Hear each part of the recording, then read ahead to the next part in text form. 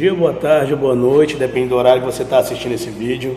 Para quem não me conhece, meu nome é Joel Borges, eu sou professor daqui do SEBMA, tanto da área de exatas quanto da área de natureza, e aqui eu estou aqui para falar um pouquinho sobre didática da matemática. Estou falando aqui com futuros professores e eu espero que esse vídeo ele possa instruir vocês dentro dessa área, sendo que essa área, da área das exatas, dentro do dia a dia do estudante, é a mais complicada de você trabalhar.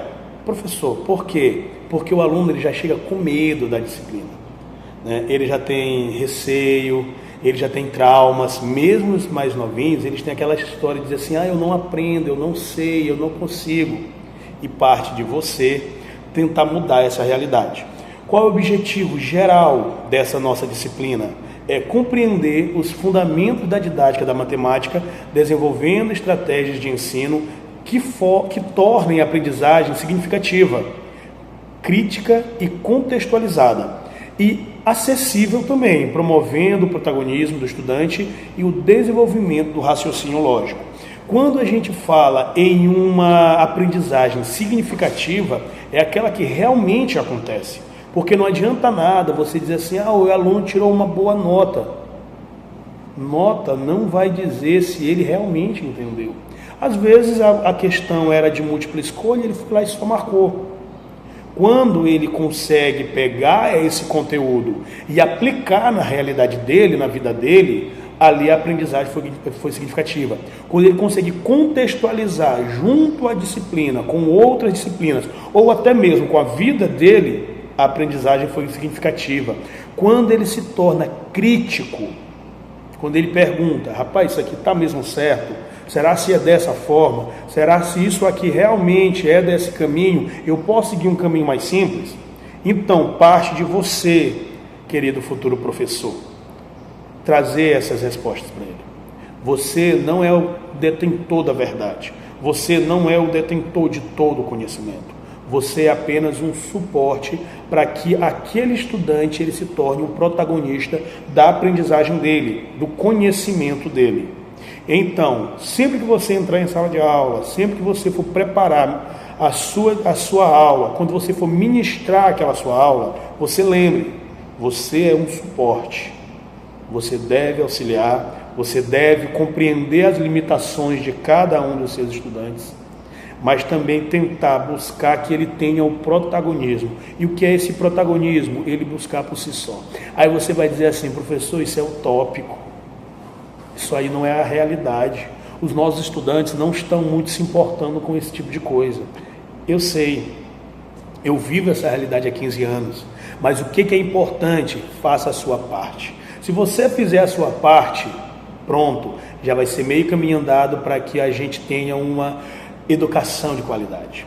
Perfeito? Então, a gente começa fazendo uma pequena pergunta que deve ser respondida por todos nós. O que é essa didática da matemática? O que é eu dizer, aquele professor tem didática, aquele outro professor não tem. Aquele professor ele é muito, muito, muito inteligente, mas ele não sabe passar. O que é não saber passar? É o que eu acabei de dizer, a aprendizagem significativa. Quando você encontra um professor que ele traz a tua realidade para dentro da questão, tu te vê naquela questão. Tu percebe que no teu dia a dia tu usa aquele conteúdo. Como já ouvi muitas vezes tu dizer assim, professor, eu nunca vou usar isso para nada.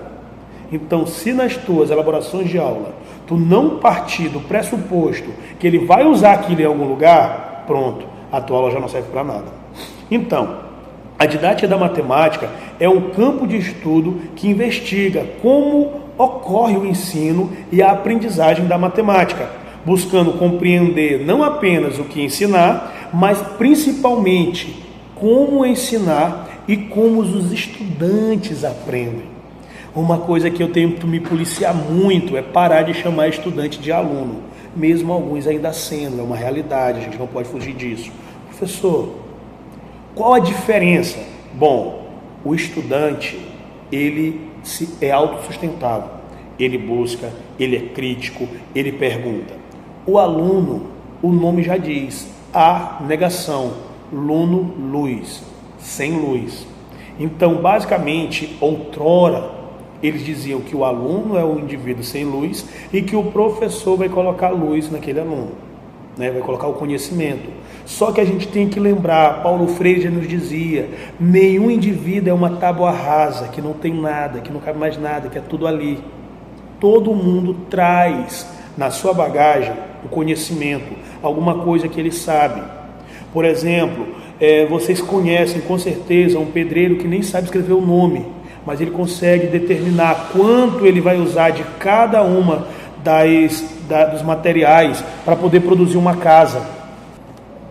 Voltando, dei uma paradinha, mas já estou de volta. Então, essa questão de dizer que o aluno ele era um ser sem luz, isso é errado. Como Paulo Freire disse, ninguém é uma tábua rasa. Ninguém é aquele indivíduo que não sabe de nada. Como eu expliquei, um pedreiro, ele pode não saber ler o nome dele, ele pode não saber escrever, mas quando ele vai fazer uma casa, ele realmente entende daquela área. Então são os conhecimentos que foram passados de geração em geração para eles. E a gente tem que, na hora do nosso plano de aula, perceber esse detalhe. Ah, professor, mas eu não vou conseguir perceber isso logo de cara. Lógico que não, meu brother.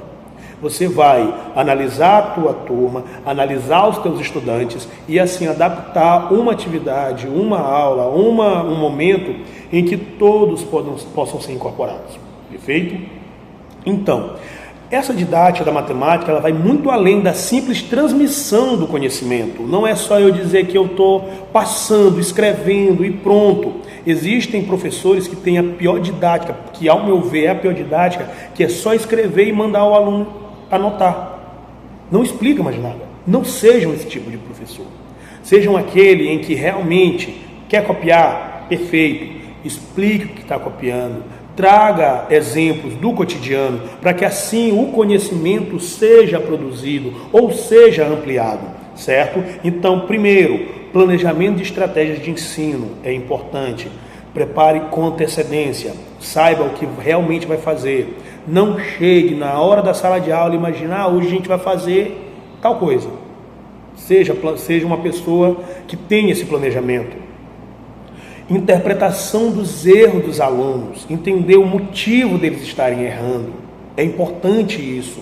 Por que, professor, é importante isso? Porque assim você vai analisar dentro da ferida, que é a dificuldade que eles têm. Por exemplo, quando eu vou dar uma determinada aula e eu percebo que os alunos eles têm uma fraqueza muito grande dentro da matemática básica, das operações básicas, o que a gente deve fazer? Focar em uma aula que trabalhe as operações básicas. Senão, não vai adiantar nada. Vai eu passar conteúdo e a base não está pronta e não ser assimilado nada mais.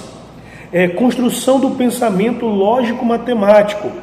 Eu tive uma colega minha na faculdade que ela sempre explicava que para responder uma questão, tu tem que ter criatividade. E por muito tempo eu achei isso muito estranho, mas é importante realmente ter uma criatividade. Poder pensar fora da casinha para entender como resolver determinadas questões. E de novo, trabalhar essa questão conteudista prática. Uso de contextos reais para dar significado aos conceitos. Não adianta nada eu chegar aqui em vocês e falar um monte de coisa e não trazer exemplos do cotidiano. Eu sou um professor que eu sou muito chato dentro dessa questão. Eu sou conteudista, realmente. Eu quero que o aluno ele aprenda o conteúdo bruto. Mas eu também quero que esse estudante ele faça o quê? Ele traga esse conteúdo e leve para o seu dia a dia. Ele saiba onde vai usar, ele saiba onde encontrar, ele saiba quando usar. E é isso que eu quero que vocês também aprendam a fazer. Desenvolvimento da autonomia intelectual. Ou seja, se eu só respondo questões e hora nenhuma eu dou liberdade para o estudante ele responder, mesmo que errado, a aprendizagem não está sendo significativa. Então, o que nós devemos fazer? Nós devemos dar chance a eles, primeiro, dar um ambiente de conforto, um ambiente seguro, para que ele se sinta à vontade, para que possa responder. Porque eu percebo que muitos estudantes eles têm vergonha de responder, e o coleguinha diz, ele não sabe, ele é burro. Isso é um problema muito grande. Sendo que a pergunta que esse estudante ele possa ter feito é exatamente a dúvida que os outros estavam tendo, certo? Então, o ambiente seguro é fundamental. Ensinar matemática, portanto, não é apenas apresentar fórmulas, mas criar condições para que o estudante construa o conhecimento. Então, de novo, se eu chego apenas com fórmula, com conteúdo, não trago alguma atividade em que ele possa praticar dentro da sua realidade, não trago questionamentos que ele possa fazer para que a aprendizagem seja significativa, não adiantou de nada aquela minha aula, ela não serviu para nada. Continuando, fundamentos teóricos da didática da matemática. A didática da matemática é fortemente influenciada por teorias educacionais, principalmente a da base construtivista. Nós temos vários teóricos dentro desse meio e o construtivismo ele vai trazer o que? A questão prática. A matemática ela é uma ciência exata. Então, tudo que está lá é comprovado matematicamente, cientificamente. Quando se fala em construir, é o que? É ter um alicerce firme. Segundo Piaget, o conhecimento é construído ativamente pelo sujeito, por meio da interação com o meio. O estudante não é um receptor passivo, mas alguém que organiza e reconstrói informações. O que isso quer dizer, professor? Basicamente, o Piaget ele vai explicar que o estudante ele não está ali apenas parado para receber conteúdo. É importante que ele também possa transmitir e que tenha uma comunicação e o conhecimento seja construído a partir dessa comunicação. Estudante que fica apenas calado, nem sempre está aprendendo. Aquele estudante que pergunta, que tira dúvida, que faz indagações, esse aí está construindo o conhecimento. Vygotsky, ele destaca o papel do contexto social e da interação. Ele introduz o conceito de zona de desenvolvimento proximal, que representa aquilo que o estudante consegue aprender com ajuda.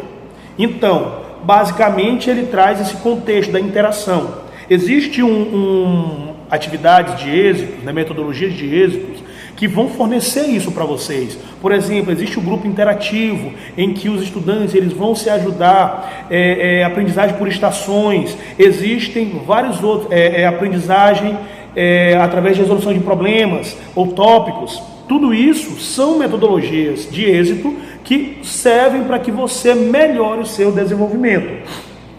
Outro autor fundamental é o Ausubel, que defende que a aprendizagem ocorre de forma mais eficaz quando novas informações se conectam a conhecimentos já existentes. O que isso quer dizer? Poxa, tu tem ali um estudante que faz determinada atividade remunerada.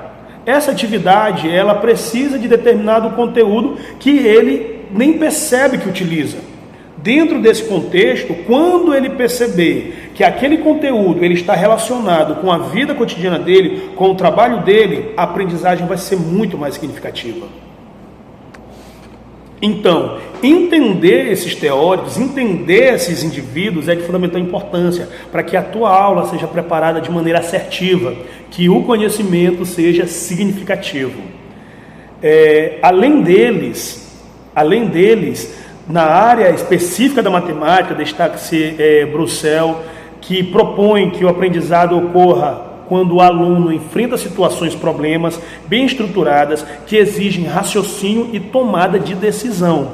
Então, o Brussel ou o Gui, na verdade, ele traz essa questão de se você cria uma situação, problema, bem estruturada e que vai estar de encontro com a realidade do estudante, ele vai ter que fazer o quê? Ele vai ter que dar uma tomada de decisão. Por quê? Porque aquilo vai ser importante para a vida dele.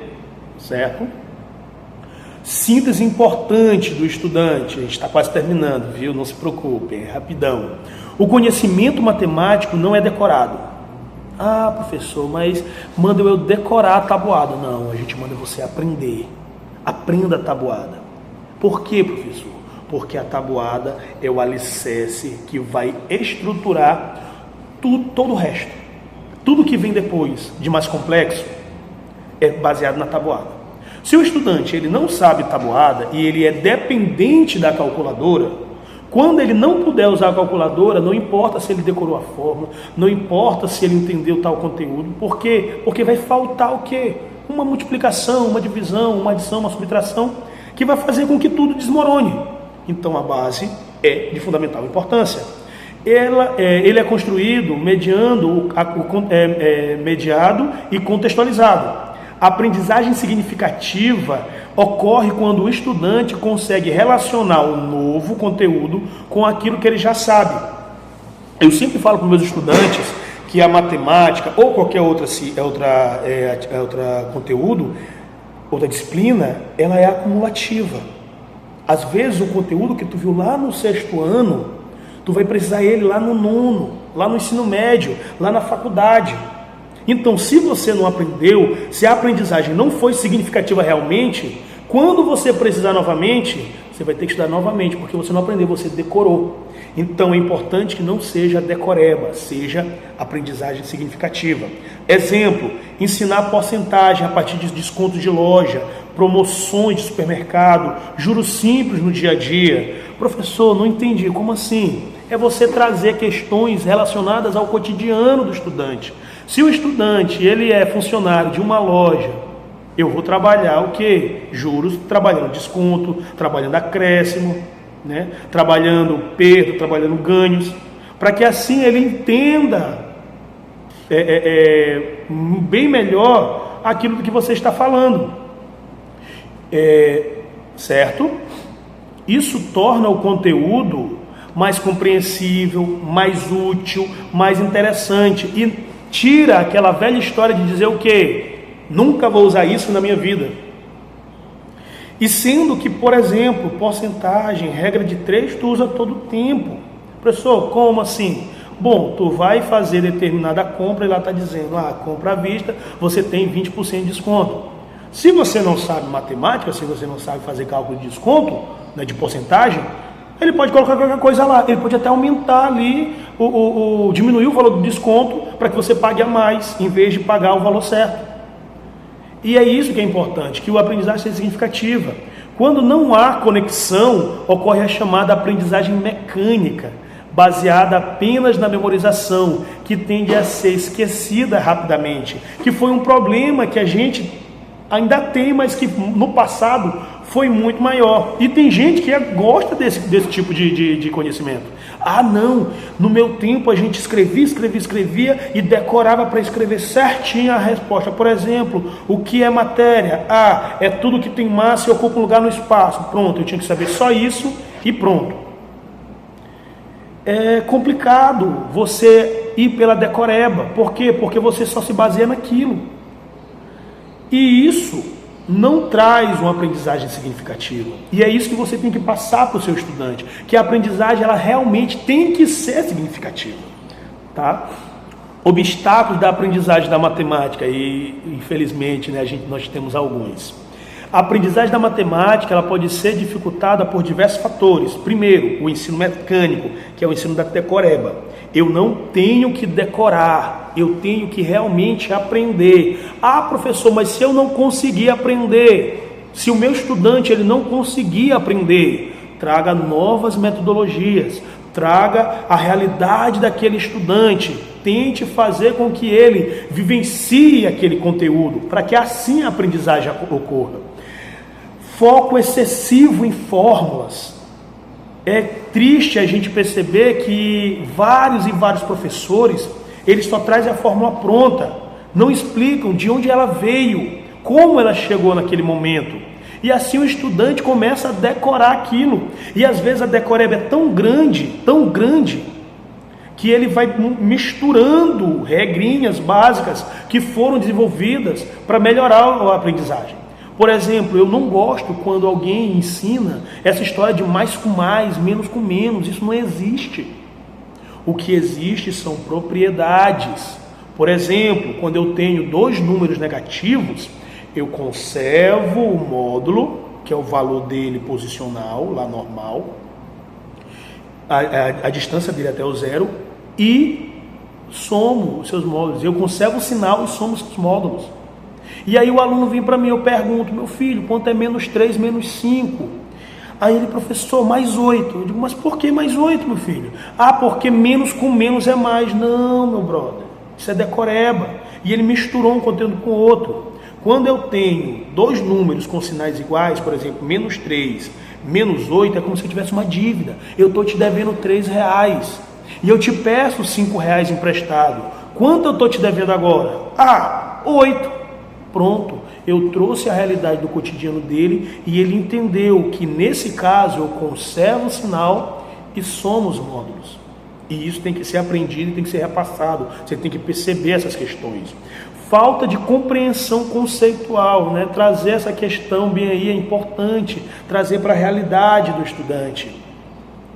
Ausência de contexto, conteúdo desconectado da realidade, ou seja, ele vai dizer sempre, eu não sei para que eu vou estudar isso, eu nunca vou usar isso na minha vida. Você tem que preparar uma aula em que o conteúdo ele vai ser trabalhado na vida daquele estudante. A ansiedade matemática, medo de errar, bloqueio emocional diante da disciplina, isso é muito complicado. E é uma realidade muito grande, muito grande, muito grande. Por quê? Porque o estudante ele já chega calejado, ele já chega com medo. Ah, professor, mas tem estudante que é preguiçoso. Ok, tem muitos. Como tem professor que é preguiçoso também. Não quer preparar uma aula, não quer perceber que o estudante ele precisa de determinado acompanhamento. E aí o estudante vai ficando cada vez mais com medo e bloqueia totalmente. E desbloquear esse estudante é muito complicado. Lacunas conceituais, dificuldades, né, acumuladas ao longo dos anos. Por exemplo, o estudante que ele pegou um professor que não era bom no primeiro, segundo, terceiro, quarto séries, ao chegar um que realmente tem uma didática boa, esse professor ele vai ter uma dificuldade gigantesca para trabalhar com esse aluno. Por quê? Porque esse estudante ele já vem de vários e vários anos sendo calejado, tendo lacunas desse tipo, certo? Continuando, o papel do erro. O que é esse papel do erro no processo de aprendizagem? Como é que eu identifico e para que ele serve? A didática da matemática, o erro não deve ser visto como fracasso, mas com uma oportunidade de aprendizagem. Ah, professor, então é aquela história, né? Ah, se eu erro, eu aprendo mais, eu aprendo com meus erros. Sim, para que tu não ocorra novamente aquele erro. Só que aí tu tem que entender que tu tem que saber trabalhar esse erro. Tu não pode chegar e, tu errou, tu é burro. Não. Ó, meu filho, vem aqui. Vem aqui, me explica como foi que tu fez. Aí ele vai te explicar.